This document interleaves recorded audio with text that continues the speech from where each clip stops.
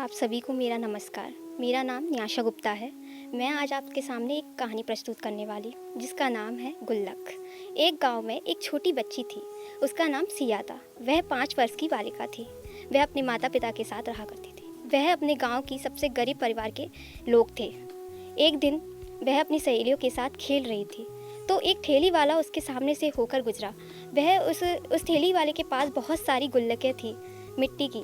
वह उन गुल्लकों को देखकर समझ नहीं पाई कि वह खिलौना है या गुल्लक। तो वह भागती हुई उन अंकल के पास गई और पूछती है, अंकल ये मिट्टी का खिलौना कैसा है? तो वह अंकल हंसकर कहते हैं, बिटिया ये कोई खिलौना नहीं है, ये तो मिट्टी की गुल्लकें हैं, इसमें रुपए डालते हैं। अगर तेरे घर में कोई रुपए डालता हो तो इसको ले जा। तो वह ये सुनकर चुपचाप चली जाती है। वह अपने घर में पहुंच जाती है। वह ये गुल्लक के बारे में सोचती ही रहती है कि मुझे ये गुल्लक चाहिए। तो उसके पापा जब रात में आते हैं तो वह उनसे ज़िद करती है, पापा मुझे वो मिट्टी की गुल्लकें चाहिए, मुझे वो मिट्टी की गुल्लक चाहिए। पापा कहते हैं, बेटा उस गुल्लक का तू क्या करेगी? हम उस गुल्लक का कुछ नहीं कर सकते बेटा, हमारे पास पैसे नहीं होते जिससे उसमें डाल सके।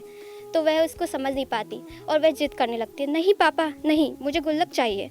उसकी जिद के आगे पापा हार जाते हैं। वो कहते हैं, ठीक है बेटा मैं तेरी गुल्लक ले आऊँगा। तो वह उसके दूसरे दिन उसके पापा उसको गुल्लक लाकर दे देते हैं। वह उस गुल्लक को पाकर बहुत खुश होती है और उसमें तब से 1 रुपया डालने लग जाती है। जब वह उस गुल्लकों में पैसे डालती है तो किसी को दिखाती नहीं और चुपचाप से उसमें रुपए डालती चली जाती है। दिन बीतते गए, वह उन्हीं इसमें पैसे डालती गई।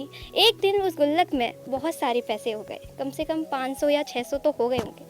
जब वह उस गुल्लकों को पैसे देती थी, जब उसके मम्मी पापा को ज़रूरत पड़ती थी, तो वह उस गुल्लकों को फोड़ने के लिए एक शर्त रखती थी, मैं इन गुल्लकों में से पैसे जब ही निकालने दूंगी जब आप मेरे को दूसरी गुल्लक लाकर दोगे।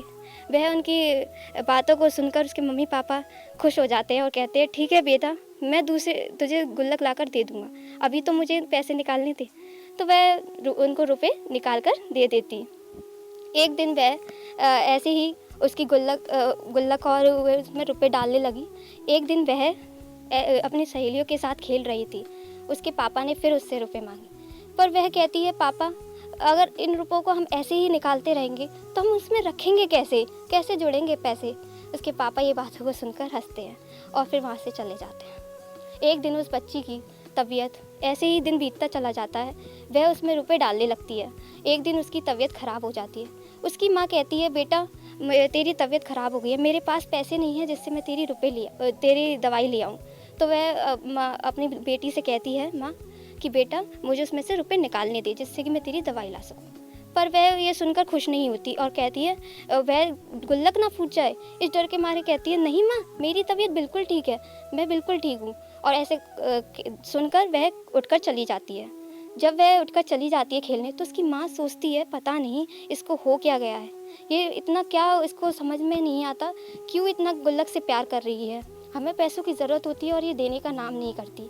तो वह जब ये सोचकर एक दिन उसकी माँ ने उससे पूछ ही लिया, बेटा तू उस गुल्लक को क्यों नहीं फोड़ने देती, क्या है उस गुल्लक में, तुझे पता है ना हमें पैसों की ज़रूरत होती है, तो फिर क्यों नहीं तू उन गुल्लकों को फोड़ने देती? तो वह हंसकर कहती है, माँ जब मैं उस गुल्लक को इसलिए नहीं फोड़ने देती क्योंकि एक दिन मैं जब खेल रही थी ना तो मेरे से बूढ़ी दादी कहती हैं कि तू कहाँ से आ गई है, पता नहीं गरीब की लड़की, कुछ है नहीं खानदान की और आ गई है यहाँ पर। तो मुझे उनकी बातों को देखकर रोना आ गया और मैं दुखी होकर बैठ गई।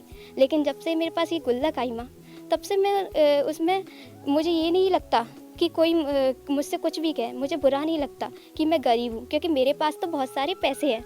ये सुनकर तो उसकी माँ को एकदम सोच में पड़ गई और वह पता नहीं सोचने लगी।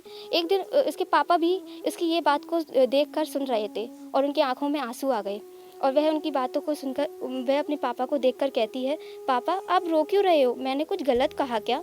तो वह अपनी बेटी से कहते हैं कि नहीं बेटी तूने कुछ गलत नहीं कहा, और अपने आंसू को पोंछ कर कहते हैं, जा बेटा सोने चली जा। और उसकी माँ उसके पापा को देखती हैं, कहती हैं, आप ठीक तो हैं ना? उसके पापा कहते हैं, मैं ठीक हूँ बेटा, मैं ठीक हूँ सिया की माँ। कौन कहता है बेटी बोझ होती है, कौन कहता है बेटी बोझ होती है, एक बार अपना करके तो देखो सर का ताज होती है। कौन कहता है बेटी बोझ होती है, मान करके तो देखो दुख को भी आंसू में भर देती है। इसी के साथ ये कहानी हमें ये सिखाती है कि हमें किसी को गरीब अमीर नहीं समझना चाहिए, सबको एक साथ समझना चाहिए, क्योंकि गरीबी अमीरी मन की होती है, ना ही पैसों की। अगर आप अपने मन को अमीर रखोगे तो देखो गरीबी हमको छू भी नहीं पाएगी। इसी के साथ मेरा नमस्कार।